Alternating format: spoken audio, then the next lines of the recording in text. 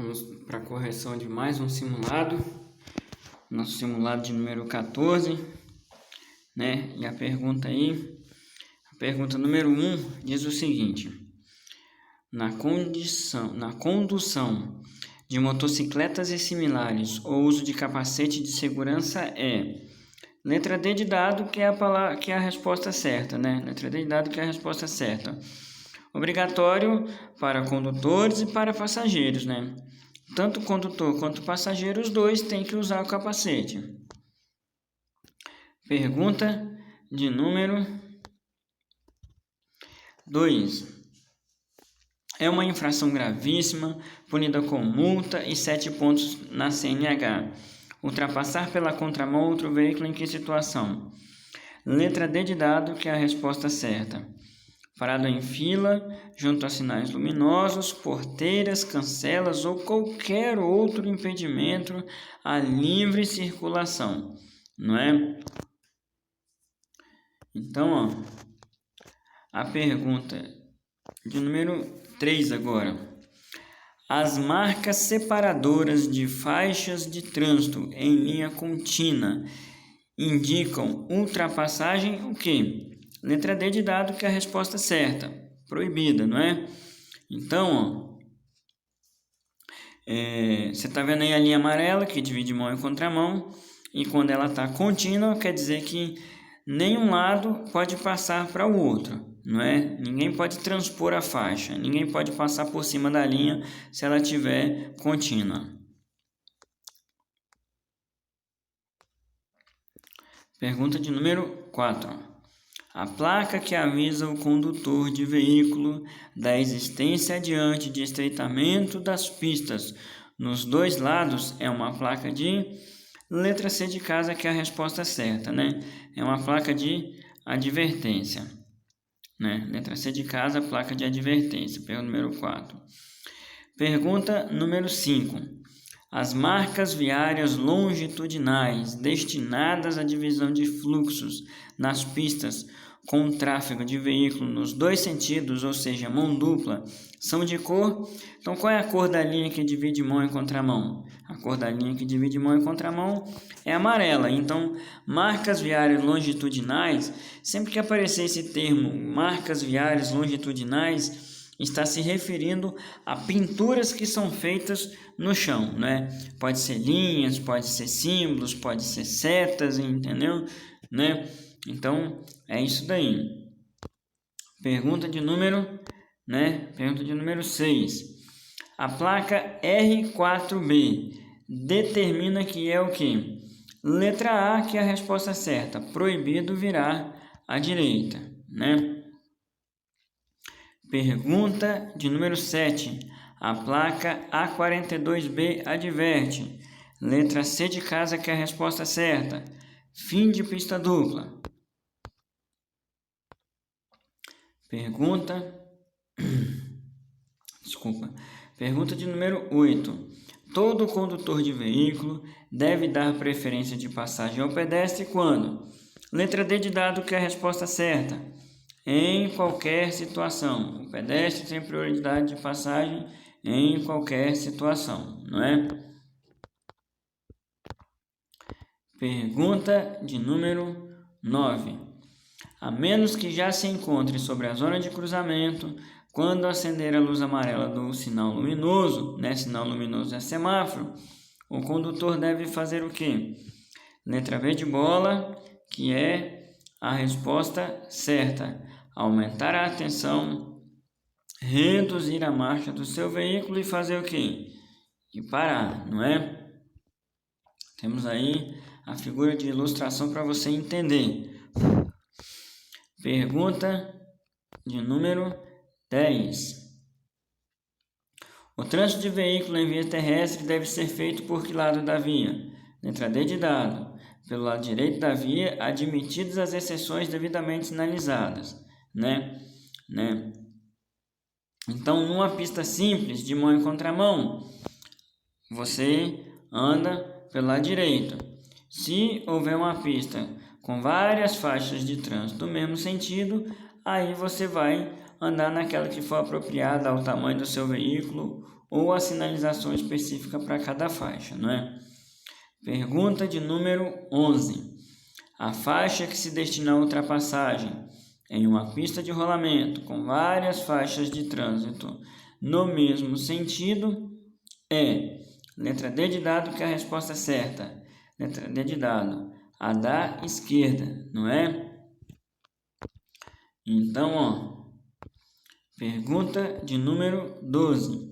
O condutor deve sinalizar e deslocar o seu veículo com antecedência para a faixa mais à esquerda da sua mão em direção para fazer o quê? Letra A, que é a resposta certa. Entrar à esquerda, não é?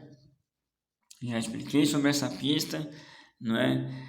A linha branca que divide o trânsito no mesmo sentido. Cada vez que você for transpor uma linha dessa, ou seja, mudar de faixa, vai ter que dar a seta. Só pode mudar uma faixa de cada vez, não é? Se um veículo estiver na faixa mais à esquerda e ele for dando seta e deslocando para a faixa mais à direita, então isso é um forte indício que ele vai entrar à direita lá na frente, tá ok? Ou vice-versa, se ele for entrar à esquerda, não é? Se ele estiver na faixa da direita e for deslocando para a faixa da esquerda. Pergunta de número 13. Em caso de neblina, recomenda-se ao condutor do veículo automotor, dentro dos princípios que norteiam a direção defensiva, que ele deve acionar o quê? As luzes baixas do farol, não é? Olha aí a situação aí, ó. Luz baixa do farol em caso de neblina. Se utilizar farol alto aqui, vai virar um tufo de luz muito grande que vai atrapalhar a visibilidade sua que está dirigindo e de quem vem ao sentido contrário ao seu, né? Então, pergunta de número 14. Em qual das condições descritas é maior a chance de ocorrer acidentes, devendo, portanto, o condutor redobrar a sua atenção? Letra B de bola, que é a resposta certa. Dirigindo o veículo sobre forte chuva ou neblina. Temos duas imagens aí ilustrando a forte chuva e a neblina, não é? São as situações que causam, né, que são potencialmente causadoras de acidente aí, né? Pergunta de número 15. O efeito da bebida alcoólica no organismo humano, ele faz o quê? Letra C de casa, que é a resposta certa. Afeta negativamente o estado físico e mental no modo de dirigir, não é?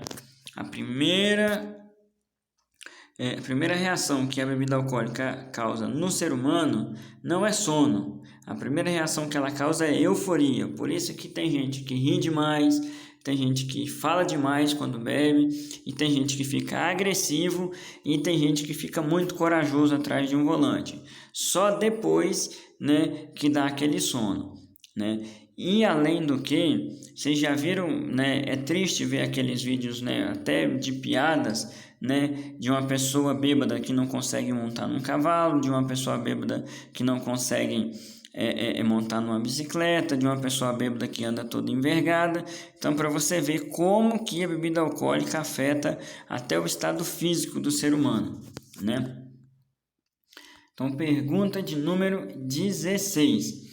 O motorista da direção defensiva preventiva é aquele que faz o quê? Letra D de dado, que é a resposta certa.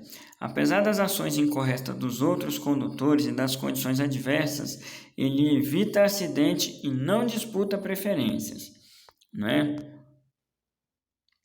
Pergunta de número 17.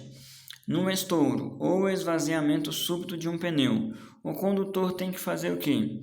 Letra B de bola, que é a resposta certa aí. Deixar o carro perder a velocidade por si só, segurando firmemente o volante e depois frear suavemente, né?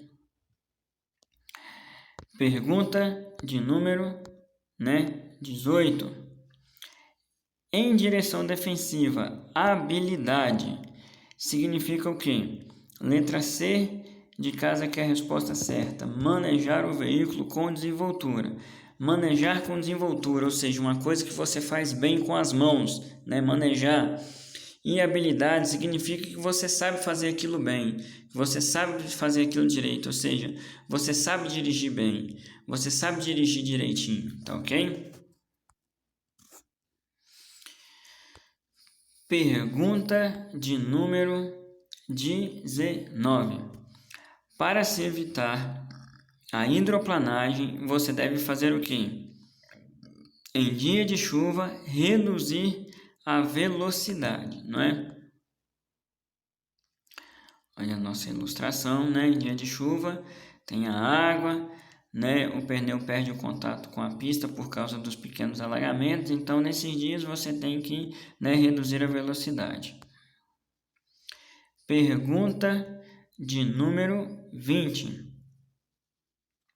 Condições adversas são inúmeras situações no trânsito, potencialmente causadoras de acidente. A fadiga, o álcool e o sono, por exemplo, são condições adversas relativas a quem? Letra B de bola, que é a resposta certa.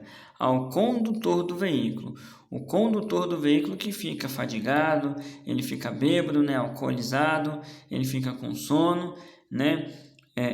A via não fica alcoolizada, né? O veículo não fica alcoolizado. É a letra B de bola que é a resposta certa. Ao condutor de veículo, ele que fica com sono e audição deficiente, fadigado e alcoolizado. Letra B de bola que é a resposta certa da número 20. Pergunta de número 21. Na presença de sangramento abundante, qual o cuidado indicado? Então, letra C de casa que é a resposta certa. Compressão no local do sangramento, com o quê? Com gaze ou pano limpo, não é? Pergunta de número 22. Um pedestre é atropelado por um ônibus. A vítima informa estar com frio e quer ser removida para outro local. Nessa situação, deve-se fazer o quê? Né? Letra D de dado, que é a resposta certa.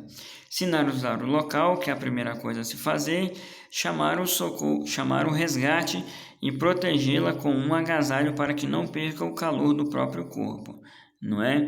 Então, sempre que numa opção de resposta, né, das perguntas da número 21 a 24, que são de primeiros socorros, tiver alguma coisa relacionada a sinalizar o local ou chamar o resgate, geralmente essas vão ser a resposta certa, tá ok?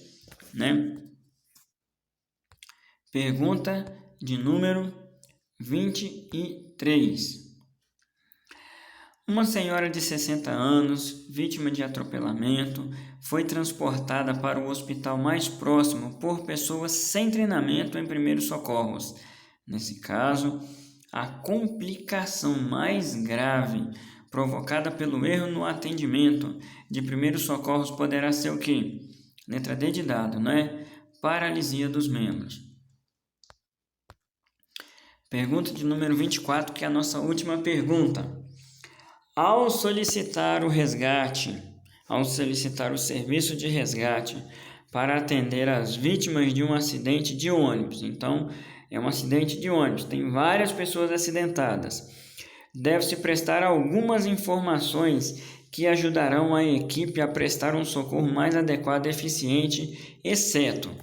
Esse exceto, pessoal, ele quer dizer o seguinte: a pergunta não está querendo saber o que ele fez de errado. Na verdade, a pergunta está dizendo o seguinte: ele fez tudo certo, mas ele fez uma coisa errada. O que ele fez de errado? Então, pessoal, letra D de dado, que é a resposta certa. Se for um acidente de ônibus, são várias pessoas, né? Tem ônibus aí que tem capacidade até para 60 pessoas. Como que você vai ligar para uma equipe de resgate e vai falar o nome de todo mundo?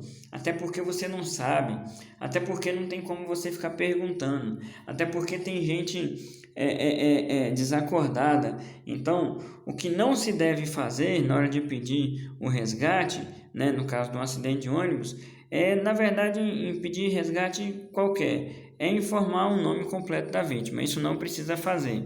Então, a pergunta, ela está querendo saber o que não era para fazer. O que não era para fazer, né, é passar o nome completo das vítimas. Então, a letra D, que é o que você deveria ter marcado, né?